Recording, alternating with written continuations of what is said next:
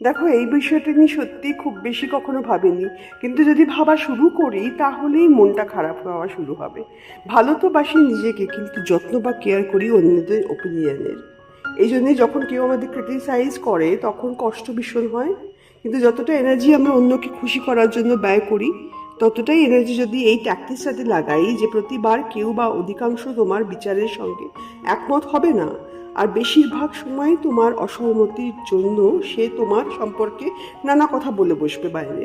বেশিরভাগ সময় আমরা ভয় পাই এই ভেবে যে আমাদের জাজ করবে, কিন্তু এটা পরিষ্কার আমার কাছে যে যার তোমাকে মিসজাজ করার বা যে তোমাকে পছন্দ করে না, সে সব সময় তোমার সম্পর্কে গল্প বলবেই। আমাদের প্রত্যেকেরই বাক স্বাধীনতা আছে, আর না থাকলেও ওই জায়গাটা নিজেকে তৈরি করতে হবে, কারণ এটা লড়াই ঠিক বেঠিকের নয়, এই লড়াই চিন্তাধারার। তোমাদের ওপিনিয়ন কমেন্টে জানিও, পাশে থেকো, সাবস্ক্রাইব, লাইক করো। Bye bye.